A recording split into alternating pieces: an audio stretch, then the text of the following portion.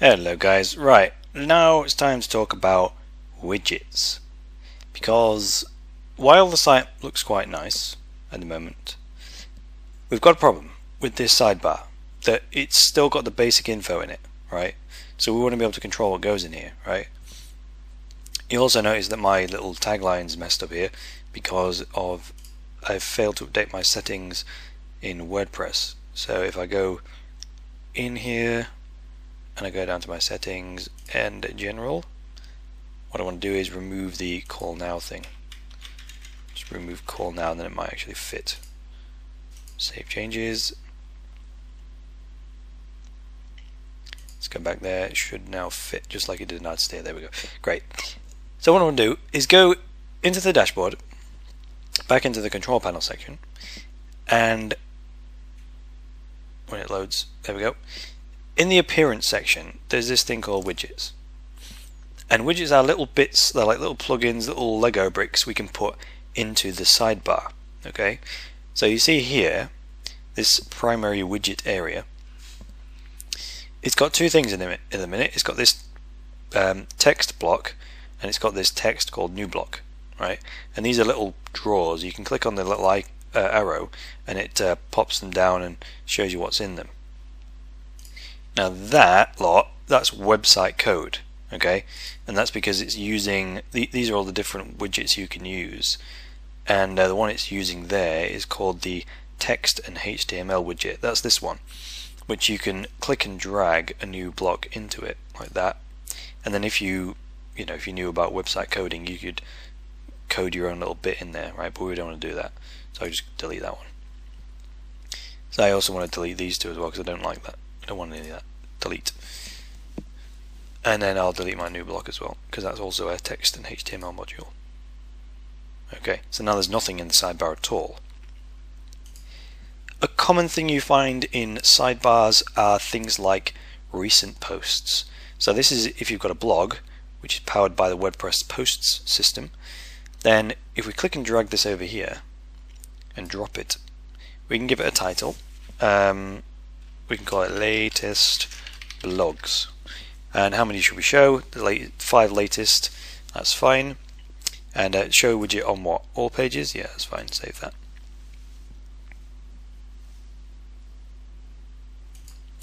Right, I will need to go to the posts section now because I don't think I've got any blog posts written. Oh, I've got the one that's built into WordPress. So let me just edit this one so I can show you this in context a bit. So call it March blog. Say I was blogging once a month, say. I call the first one March blog, save that. And then once that's saved, I can click on add new, or that add new does the same thing. Click on add new, and then call this one April blog. Put some info in there. Save that, or publish that rather. And then finally, if I click on add new again,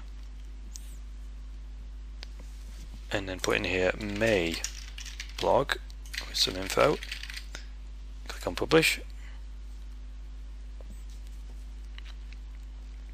That should do it. And I'm going to go to the front end of the website now. In the sidebar, I've got 3 little links. Okay, and you see the March one is grey. That's because it's a link and it's been visited before. So remember early on in Artisteer when we had the option of creating different styles for different links in different states? Well, these top two, the May and the April, are blue because they're unvisited links. So we never visited them before. If we were to click on the April blog, it now becomes a visited link and goes grey. And that only counts for me, bear in mind. So if you visit this site for the first time ever, then they'll all be blue, right? And also, I'm also logged in, so I get the grey bar, what colour is that? Black bar at the top, and then the edit button here. But if I were logged out, which I will do real quick, just click on log out, it will show me it without that. So click on site title to go back to it, and there's my blog. Go to the May blog, and there it is. It says it's been published, what day it was published, and by who, right? So that's just the latest the latest posts widget, and it's kind of some built-in functionality that you can use. But you can add all kinds of things to the sidebar, right? And let's look into that a bit more. Let me just go back to the WordPress admin, log back in again. Let's go back to the widgets section here. Okay, so all these ones I've got that I can use here are all the ones that are built into WordPress. So I might have what else have I got here? Archives. That's also relates to the blog. It says here monthly archive of your blogs. So if I were to drag this over here, what that'll do is it will create another bullet pointed list underneath this one, and it will say like March, April, May. So if you were blogging every day or every month, this would then collect them all together into major categories like March, April, May, etc. It's just a coincidence that I happen to call mine in March, April, May. But if you were blogging for a whole year, it would then collect them all together so people could see past blogs in one place. But you can play with that, see how it works. Calendar's the same thing. It's just a clickable calendar, so you can click on the dates and it'll show blogs from that day, right? The categories one is again, it's a blog feature, categories of blogs. In the posts section here, you can create categories which you can put your post into. By default, WordPress comes with an uncategorized category, it's called, and then you can just create different categories. One called news. The slug is what you want the web address to be, so it's usually the same thing. Parent means is it a subcategory of another one, all that good stuff. So add news. It might be announcements. I might have another one. I could have all kinds of things. New product launches, a launch. New product launch. I can create all my categories like that, right? And then when I'm editing a blog post, just click on any old one. You can select on the right hand side here which category it should go in. So if I just stick that one in news, you can put them in more than one category if you want to, but that might confuse people. And then when I go back to appearance and widgets, if I were to use the categories widget, you don't have to put a title in necessarily, and just click save that. I think it saved it anyway, mind you. Close that. Then go to the front end of the website again. You can see what it's done. It's now got these categories.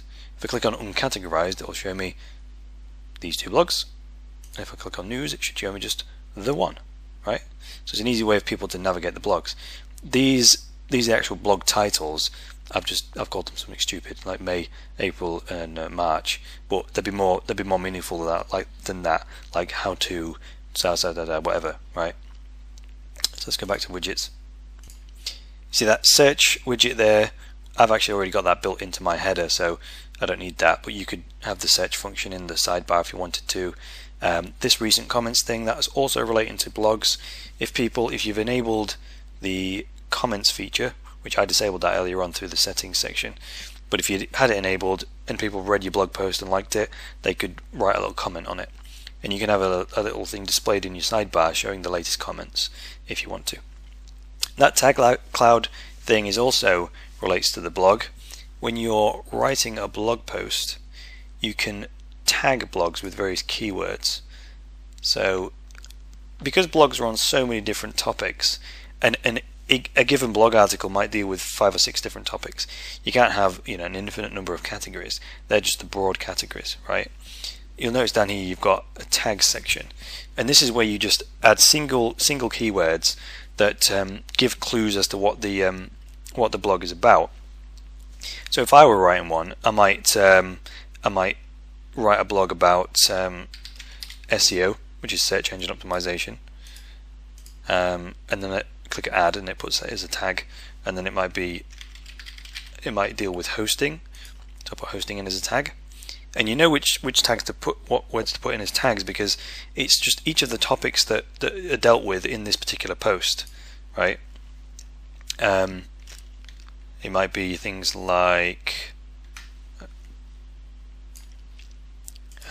speed, so I might be talking about the speed of hosting and whatever, right? And then just click on update. That does two things. When it's saved it and when people are looking at that blog post, it will show, oh, if I had the tag cloud turned on, mind you, if I go to widgets and put that tag cloud widget in the sidebar, okay, it's just saved it for us anyway, and then go to the site, you see each of these little tags are clickable. So if I click on hosting, it's going to show me all the blog posts that I've ever written that have been tagged as hosting. Okay, at the moment I've only got the one, right? But if I were to go back into my control panel, and if I'm going to go and tag a second blog post as dealing with hosting as well, so you see here it gives you a summary of the tags. Let's go to April blog and say this one also dealt with hosting, and update that. When I go to the website now, it's made hosting bigger, because the bigger the font, the more blogs are available that use that tag. So if I click on hosting now, it shows me all the blogs that deal with that topic. So it's just a way of navigating all the blogs, because you're gonna, if you blog every week over a year or two, you end up with tons and tons and tons of them. And the categories you create might not be descriptive enough to help people find what they're looking for. And also, tagging is a good search engine technique as well, because if you tag the blogs with the keywords that it relates to, it helps Google index your blog much better. So now let's just go back to the widget section for one more look before we move on. And you can play around with these other ones. The ones I've shown you so far, and the major ones that you want to be using, and the rest of them you can just leave be.